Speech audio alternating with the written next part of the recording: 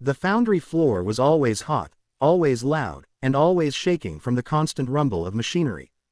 Great presses hissed steam, arc welders spat bright fountains of sparks, and the smell of metal, burnt, melted, hammered, hung thick in the air.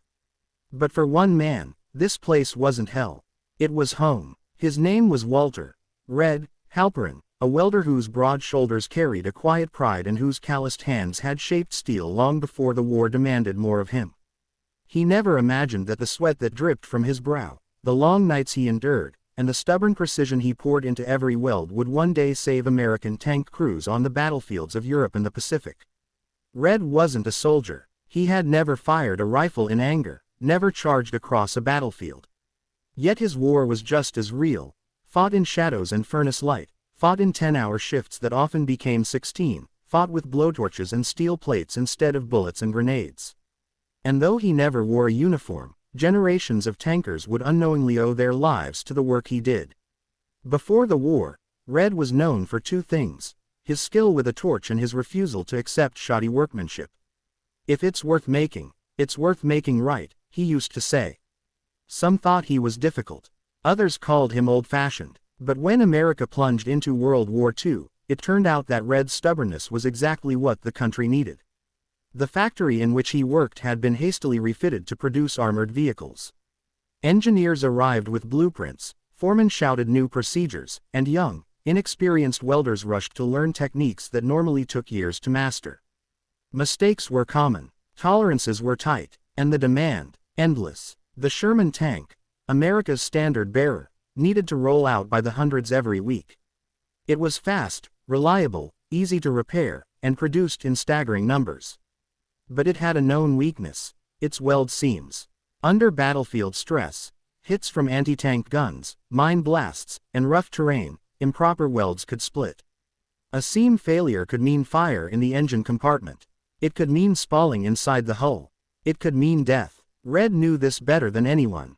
He spent hours inspecting the work of others, running his fingers along seams, tapping the steel lightly with his hammer to listen for hollow notes. He saw welds that looked clean on the surface but masked air pockets beneath.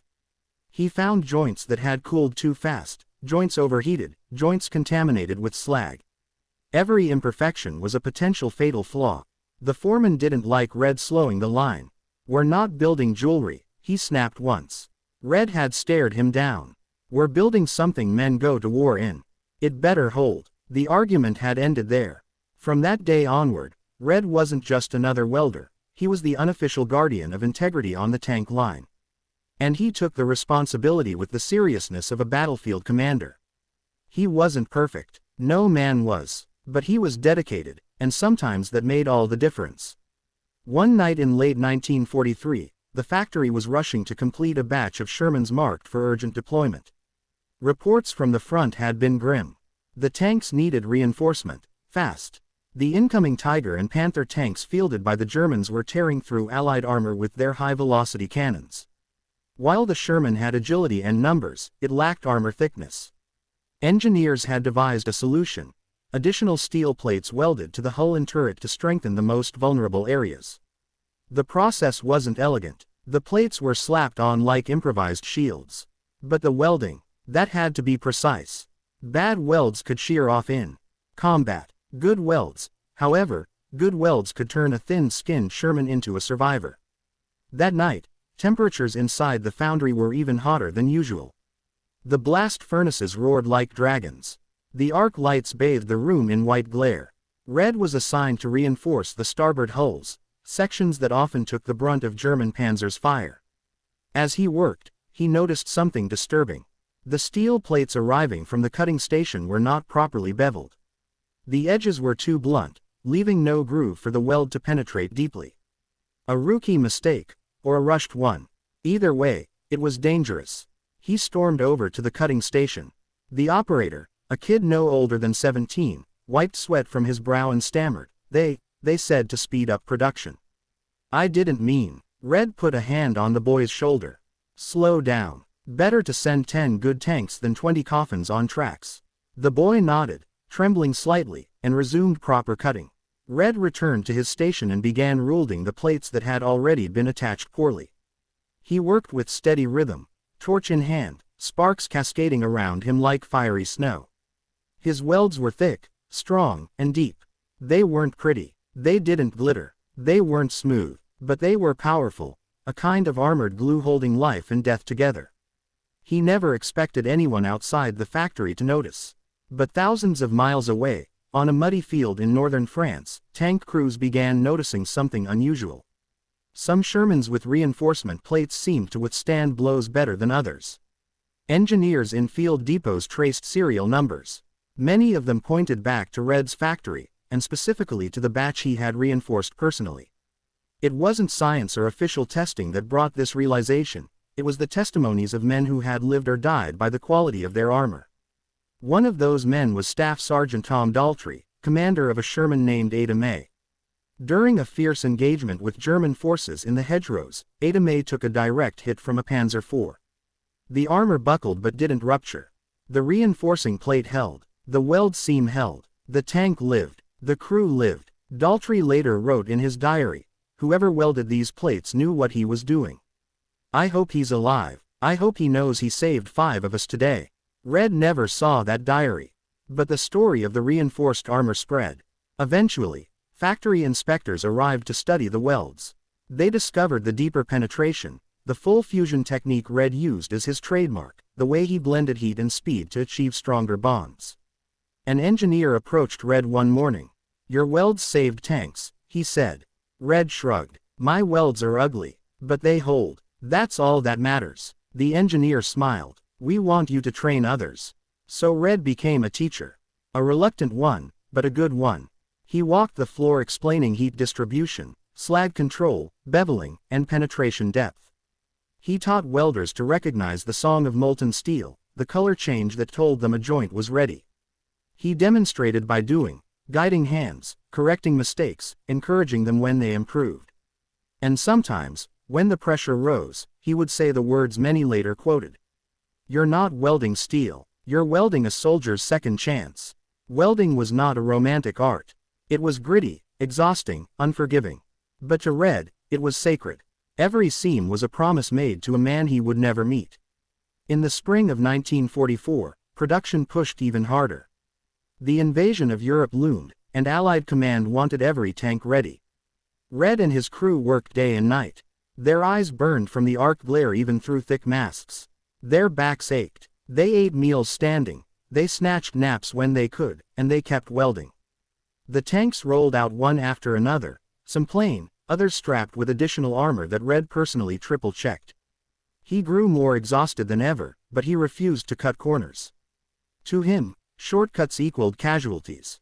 Near D-Day, an inspector asked him why he pushed himself so hard. Red wiped sweat from his forehead with a blackened glove. "Because if I was in that tank," he said, "I'd want someone like me welding it." The inspector had no reply. When the first reports trickled in from Normandy, the pattern repeated. Tanks reinforced with specific weld signatures survived hits better. The crews began referring to them as tough seams, or red seams, though none knew the man behind the work. One tank crewman told a war correspondent, "Some of these welds look like hell, but they're tougher than the devil." Back home, Red didn't know any of this. The factory didn't share field reports with the workers. He assumed he was just another welder doing an ordinary job. And yet, his work had become legendary among soldiers fighting across continents. In the winter of 1944, something happened that nearly ended Red's contributions forever. A malfunction in one of the oxygen lines caused a flash fire near his station. The explosion wasn't large, but the heat was intense. Red was knocked off his feet. Coworkers dragged him away as flames danced around him. His eyebrows were burnt off, his arms blistered, and the left side of his face suffered minor burns. He was lucky to be alive. The foreman suggested he take medical leave. Red refused. "If my hands still work," he said, "I still work." And so he returned, bandaged and slower but unyielding. His welds lost none of their strength. His students, other welders he had trained, covered extra shifts to support him. Their work began to show the same thick, durable seams that had defined his style. The entire plant started producing stronger, safer tanks because one man had insisted on principles instead of shortcuts. By late 1944 and into early 1945, as Allied forces fought through the Ardennes and into Germany, the stories continued. When Sherman tanks survived unexpectedly, crews often examined the exterior and found those same distinctive welded reinforcement plates. Some tank crewmen claimed they looked for those welds before taking a tank into battle.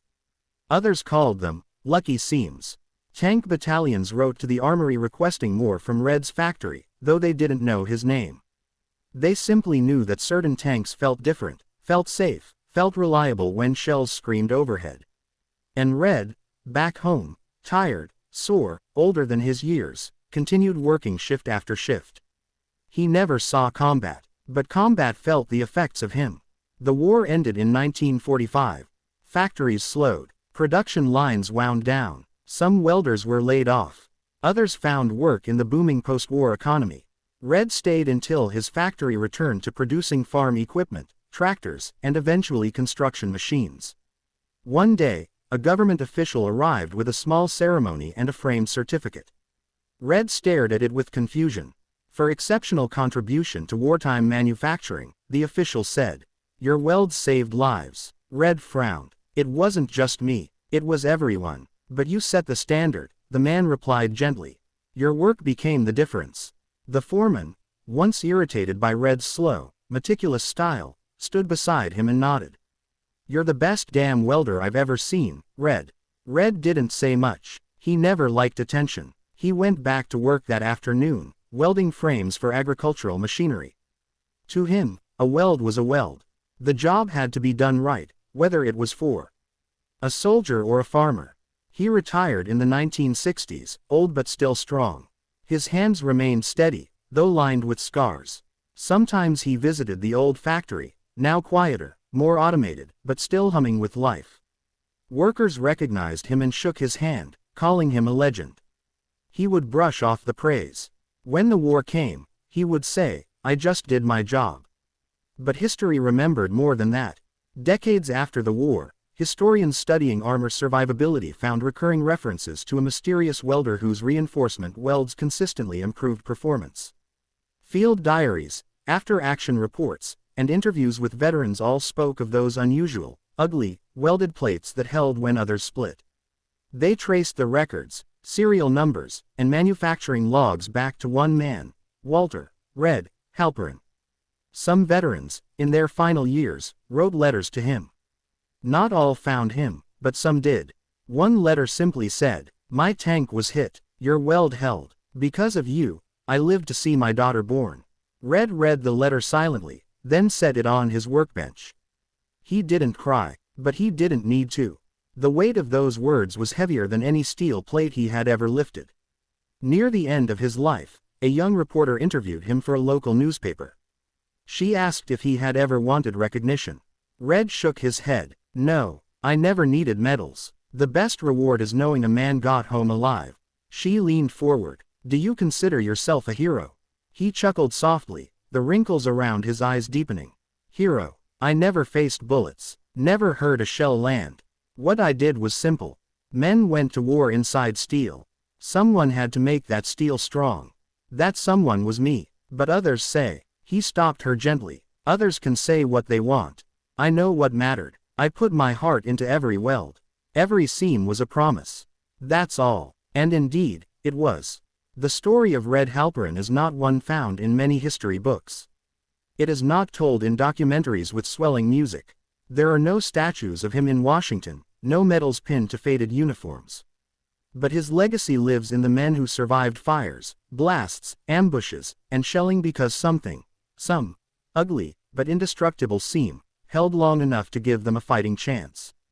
His legacy lives in the idea that wars are not won by generals alone, nor by the soldiers alone, but by countless hands far from the front lines, hands that bend steel, shape wood, load trains, stitch uniforms, and weld armor. His legacy lives in the belief that integrity in one's work, even when unseen, can ripple outward to change the fate of strangers. And perhaps most importantly, his legacy lives in the truth that not all heroes fire weapons. Some heroes work in silence, lit only by the glow of molten metal. Red died peacefully in his home, surrounded by family, decades after the war. His hands, even in death, were strong. His tools, mask, torch, hammer, were kept by his children as mementos. At his funeral, a small group of veterans attended. Many had never met him, but they had driven tanks built with his welds.